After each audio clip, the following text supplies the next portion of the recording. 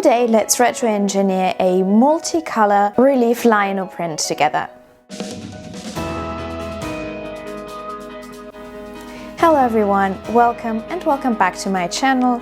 Today I would like to switch from oil painting techniques to lino printing techniques and talk about how to plan ahead for multicolor relief lino prints. As you might be aware, there are two different techniques that allow you to create multicolored lino prints. The first one would be a multi-block solution, and the second one is a reduction print solution. Now, in order for everyone to be on the same page, I would very briefly explain what the two methods consist in and present you with advantages and disadvantages for both techniques so that you can decide which ones are made for you. The multi-block solution would imply that you use several lino blocks of the same size that you draw different patterns on, which once printed one on top of the other would then become the finished design. This way you introduce color through the different lino blocks. In the reduction print method, you use one and the same lino block, which means that you would gradually carve down your design from the biggest areas to the most detailed ones, and you would ink the same block different colors in several goes. As far as I'm concerned, there are no real differences in the result. Correct me if I'm wrong, and please don't hesitate to leave me a comment if I'm forgetting something. But in my opinion, there is no difference in the result, so you would achieve the exact same effect at the end of the day through a multi-block lino print as through a reduction print. The only difference would be the way that you get to that result, so basically your workflow and the way that you are preparing for your lino. So now let's get into those differences within the workflow. Of course, these two techniques are very different, so they both come with a set of advantages and a set of challenges that they present. Let's start with the multi-block solution. The first advantage is, of course, that everything is very neatly separated. So you have one design on one block, another design on another block, and let's assume a third design on a third lino block. So you don't get mixed up, you know where everything goes. So in terms of planification, this is really the simplest solution. The second advantage is that you can do different editions, because at any time you have access to all your designs and to all your lino blocks. So you can change up the colors and do one edition where, let's say, the rooftops of the village are red, and then in the next edition they're blue, green, or whatever color you want, because you always have the lino block with the rooftop bit that you can ink in different colors. So this gives you a lot of flexibility in both for your design and for your different editions. So you can mix things up more easily doing it this way. And finally, this solution is also extremely space saving, because you always get to keep your 3 lino blocks. So let's say you are doing an edition of 100 lino prints, but you don't have a ginormous studio space that allows you to stock 100 designs at a time. You then can, because you always get to keep your 3 lino blocks, print the first 10, stock them, and then reprint the remaining editions at a later point, because the key element here is you always have the access to all the lino blocks making up your final design, as opposed to the second solution. You will get to that. And now let's talk about the challenges that you have to face with this type of technique. So maybe this one is a personal one, but I am working with lino blocks that are never the exact same size. So in order to have them be aligning perfectly, they would obviously have to be the exact same size. I would then have to trim them down or crop them down to the exact same size manually. I personally find that this is quite a faff to do. Not impossible, don't get me wrong, it's just another step I would have to add to my workflow that I don't really appreciate. Then it also means that you would have to align them perfectly. So if you have a printing press, you would have to put them in exactly the same spot on the printing press and be extremely precise about that. Or in my case, I'm printing on a register device, and sometimes they are the exact same size as the MDF boards that I'm attaching the lino blocks to. Sometimes they are not exactly the same size or half the size, so I would really have to measure it to a millimeter precision to place them in the right place. Otherwise the designs do not overlap in exactly the right fashion and the design would be a bit messed up.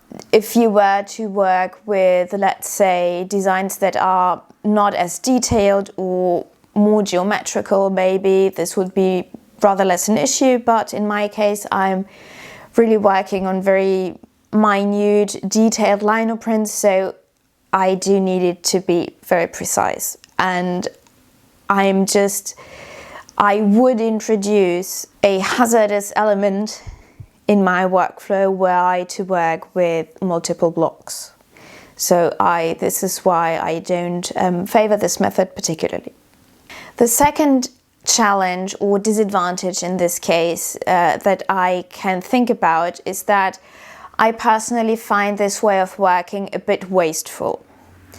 As I've already told you, I do not see any real differences in the result between going down the multi-block lino print way or the reduction print way.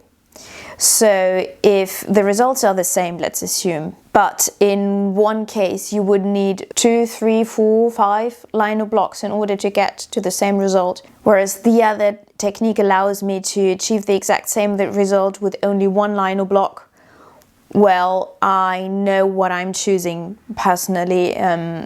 I won't need that much space in order to stock everything. I wouldn't need to worry about the costs because this would obviously drive up your production cost for every lino print, and I know it's not astronomical, but if you are creating at a higher frequency, let's say, I do think it will weight you down in the balance if you need to pay for 2, 3, 4 lino blocks, especially if you're working on bigger prints, right, to create one print. So I imagine by my way of introducing things that you've already guessed that I prefer to go down the reduction print route. Let me explain why. I don't need to worry about lining up different blocks. I don't need to pay for additional lino blocks in order to get the result that I need. I don't need to stock them. I don't need to work one time on a finished design and then worrying about how I transfer different parts to different blocks. So I don't have this, let's say, manual and technical fuss. But it is true that the reduction print method implies quite a set of disadvantages that I want you to be aware of. Of course, you would not have the same flexibility in terms of reprint and re-editioning in a different color, for instance, because obviously as we are reducing the lino print by carving it gradually down, you are losing your design at the end. So you are starting with a full lino block and then you are basically printing in stages by starting out with the largest areas and then gradually reducing the block down to the finest details. You can never go back. If you cut something that you are not supposed to cut, there is no going back to that. If you forget something, there's no going back to that. If you've missed out on a color that you printed at some stage of this process, you cannot go back. So there's really much less margin for errors in this method. Whereas were you to work with several lino blocks, of course you can always redo one particular block and even change your design were you to decide that this is what you wanted to do. This is absolutely not possible with the reduction print method. This also means that you always have to print the whole of your edition in one go. You print the first layer of your edition of, I don't know, 6, then you print the next layer of your edition of 6, and you always have to print each layer for the whole of the edition, because once again, you don't get to keep your lino block, so you can never go back. And this all only means one thing. You have to plan ahead. You have to have a very clear idea of where you are at and where you're going and how you get there. This is why if you choose this method in order to do multicolor lino prints, you have to have a clear plan of each stage of your work and a clear idea of what each layer is going to look like. And this is what gave me the idea for this video. Is I have the feeling that there are not many videos out there that talk you through the process and explain how you can go about it, how you can approach this whole planning process of your work, which is really crucial for the success of your lino print. You have to plan well in order to get a great reduction print lino. So let me explain how I go about my lino prints and how I plan ahead when I print multicolor relief prints. I'm working on several new lino print designs, so I wanted to use this occasion in order to talk you through my process from the beginning until the very end. Let's get into the nitty-gritty. Let's plan how to ink this design together. As some of you might recognize, this is the Sligatchen Bridge, a very popular and therefore unfortunately busy place on the Isle of Skye. As a general rule, with the reduction print technique, you have to work your way from large areas of the print to the smaller and more detailed ones, because you are progressively reducing your lino block with each step by carving it more and more. Normally, you would also have to work from light to dark and from transparent to solid. So you would typically start with the layer that has the most of extender in the ink, and that would be the lightest color, and work your way to a dark brown, dark gray or black layer of ink without any extender. As you will see, there are exceptions to this rule, but more about that later. This means that first of all we have to find the color that is the lightest, the most transparent and covers the most space. In our case, this would be a light blue that would make up the sky and the water of the river. We now have to decide what we want to do with the grasses, because those make up a huge area of the print as well, and from a color value point of view, they're relatively light as well. We could carve out the sky and the water and start inking the part we're left with in green to print the grass. The problem with it would be that we're not yet done with both. We would definitely need several goes on the water and the sky to build up the color in certain areas so that it won't appear as flat. We also have clouds in the sky that we'll still need to print, as well as darker details in the water, so we can't leave them out and we can't print green over it. Therefore, what I would do is use one small roller to ink the sky and the water in quite transparent light blue, and another small roller to ink two areas in green, namely the part on the right and the upper part including the mountain. Here's what it looked like once printed. In my opinion, we don't need to worry about being extremely precise here, because the clouds and the mountains will be printed on top of the grass layer and therefore create a neat outline. And we will also print dark stones on top of the bottom half, and they will form a neat limit between the river and the grasses. And we don't even have to ink in the middle part where the bridge will be for now, and spare us some ink. As you can see, we have a patchy look in the ink because of the extender. Wherever I go over the linoblock more than once, I reduce the transparency and therefore build up color. I personally like this look for two reasons. First of all, it looks more natural and more painterly. Nothing in nature is perfectly neat and perfectly the same color. And secondly, this makes each print more unique so that the clients can later choose the version that they like best. Now that we have a nice base, we can darken the color and get into more detail. As to the bottom half of the design, we have to carve around the lines in the grasses and in the water to get in the fine straws and the ripples on the water. As the stones both in the river and in the grasses will be darker than the details in the water and the grass, we don't need to worry about the stones right now. They will be printed on top of this layer later on. Concerning the upper half of the print, it gets a bit more tricky. We cannot start printing the mountains just yet, because we have to print the clouds first, as they are more transparent and lighter in color.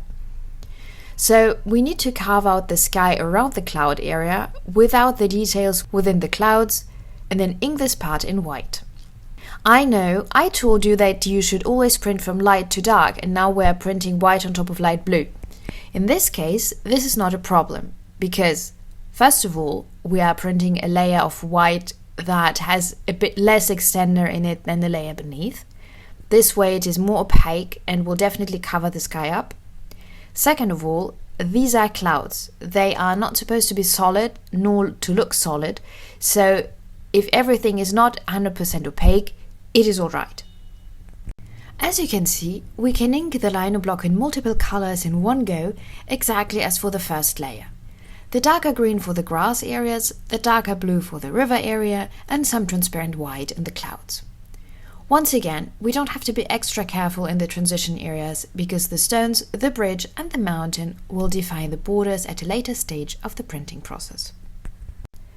For the next step, we have to proceed exactly in the same way, creating more and more details within the water, the grass and the clouds. Nothing new in this part. And this is how this will look like. Now it will get a bit more tricky. We have to start working on the stones in the water and the grasses, the bridge and the mountains.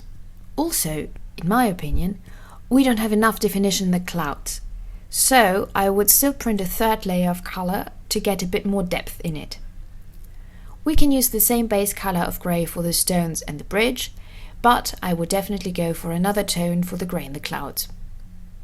This is also the reason I decided to bring in another shade of green for the background to give the design a bit more depth. This is what it would look like. As you can see, the areas in the clouds we are inking in are getting closer and closer to the mountain. But again, this is not a problem because darker and more opaque colors will be printed on top, so we don't have to be extra careful to stay in the lines. The same goes for the new shade of green, because the mountains will be printed on top and below we have already carved out the grass bit that is closer to the viewer, so we have nothing to print it on. There is no lino between the faraway grasses and the bridge at this stage of the carving process. Now we will have to bring more details into the stones that are in the river and in the grasses and those that make up the bridge. We also have to get some details into our background grasses, and we will finally get to work on the mountains. Concerning the bridge, I would carve out everything to leave only the darker stones, the outlines of the lighter stones and the arch area. We can completely carve away the clouds to start printing the outlines of the mountains, and we should start with a light layer of bluish grey to underline the distance. Unfortunately, I don't have a shot of this stage of the print, so we have to make do with Photoshop for this next step. Once we are there, we need to work in some details in the mountains and the background grasses, as well as some shadow areas and dark stones in the bridge. Nothing new here, we just continue applying the same rules. You will see if you get to a good and logic start, every step will be easier and easier. This is why it is so important to plan before and don't improvise as you go along. Now we need to give the print its necessary definition. For starters, I do feel like the mountains still look a bit flat if we were to stay with only 2 layers of print. Also, the bridge resembles the stone in the water a bit too much for my taste, although it should be the central element of this design. So we do need to darken some of the shadow areas, for instance, underneath the bridge, and also highlight some of the stones within the structure.